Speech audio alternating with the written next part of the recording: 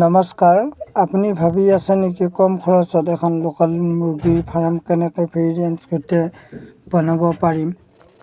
যদি আপুনিও ভাবি আছে এখন বনাম বুলি, তেন্তে এই ভিডিঅ'টো আপুনি শেষলৈকে চাওক। এই ভিডিঅ'টোত সকলো তথ্য দিয়া আছে।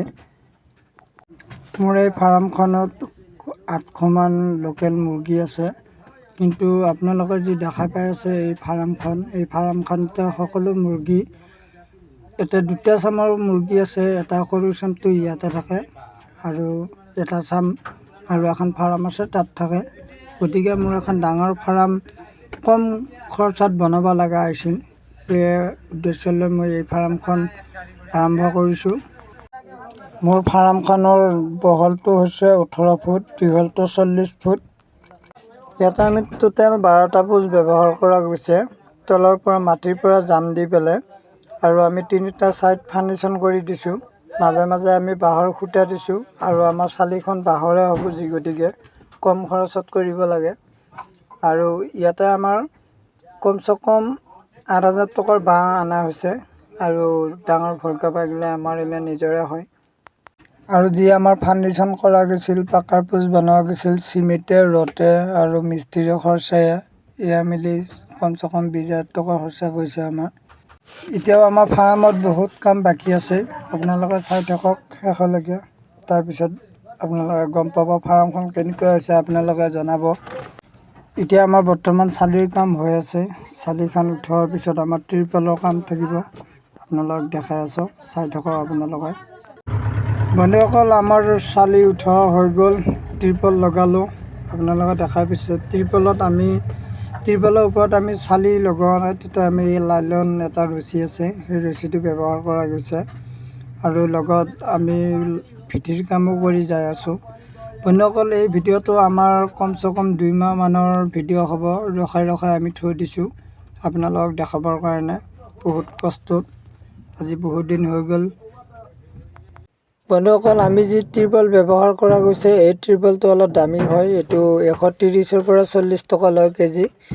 আৰু যি আমি ছাইডত নেট ব্যৱহাৰ কৰা গৈছে, এইটো আমাৰ টাইগাৰ নেট হয়। টাইগাৰ নেটটোৰ খুঁটাবোৰ বহুত মোটা থাকে আৰু 4.5 ফুট বহল থাকে।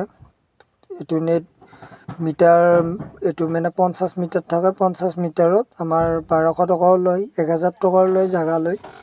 আৰু যি ওপৰত এইটো নেট ব্যৱহাৰ কৰা গৈছে, এইটো আমাৰ কেজি 300 টকাৰ পৰা 400, 350 এনেকুৱা লয় জেগা লৈ। এয়া নেটৰ বান্দুল আমাৰ 2টা লাগছে আৰু ওপৰত লাগছে আমাৰ 3 কেজি। এনেকুৱাকৈ আমাৰ কমপ্লিট ফাৰ্মখন ক্লিয়াৰ হৈ আহিছে। লাহে লাহে আমাৰ ভিটিৰ কামো কমপ্লিট হৈ আহিছে, আপোনালোকে দেখাই পাইছে। এতিয়াও আমাৰ কাম বহুত বাকী আছে, বহুতখিনি হ'ব আছে, ফ্ৰী ৰেঞ্জ বাকী আছে।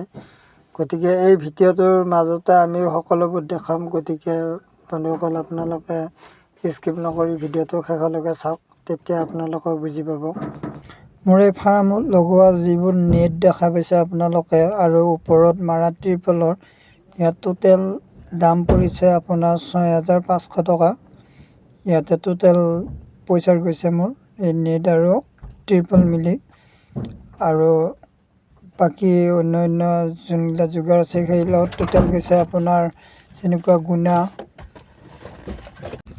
আৰু যোনটো ওপৰত মই লাইলন ৰছী মাৰা গৈছে, সেয়া লাগিছে 3 কেজি। সেয়া 1 কেজিৰ দাম 300 টকা, 3 কেজিৰ দাম 900 টকা গুণা।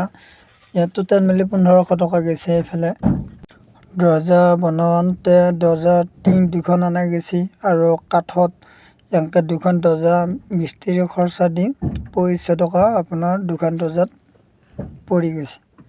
আৰু আপোনালোকে দেখাই পাইছে আমাৰ যোনবিলাক চৰাই আমাৰ উঠি থকাৰ কাৰণে এইবিলাক বাঁহ বান্ধি দিয়া গৈছে। এইবিলাক বাঁহত আমাৰ চৰাইবিলাক উঠি থাকিব ৰাতি হ'লে। আৰু আপোনালোকে যি দেখা পাই আছে, এইবিলাক হ'ল কাঠৰ গুড়া। ইয়াতে ফাৰ্মখন মাৰি দিয়া যাব আৰু বগা এইবিলাক চূণ চিটা দিয়া গৈছে। এইবিলাক চূণৰ ওপৰত কাঠৰ গুড়া দিয়া যাব। তাৰপিছত ইয়াতে পোৱালিবোৰ ৰখা যাব। এতিয়া য'তবিলাক মোৰ কণী পাৰিবৰ কাৰণে চৰাই ৰখা গৈছে, সেইবিলাক চৰাই এতিয়া এইখন ফাৰ্মত ভৰাম।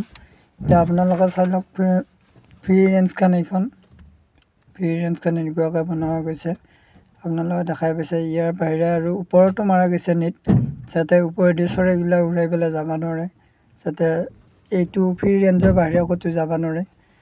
গতিকে বন্ধুসকল, আপোনালোকে ফাৰ্মখন কেনেকুৱা পালে আপোনালোকে নিজে কমেণ্ট কৰি জনাব। ভিডিঅ'টো আপোনালোকে লাইক কৰি শ্বেয়াৰ কৰি দিব। আকৌ এটি নতুন ভিডিঅ' লৈ আপোনালোকৰ মাজত হাজিৰ হ'ম। ধন্যবাদ।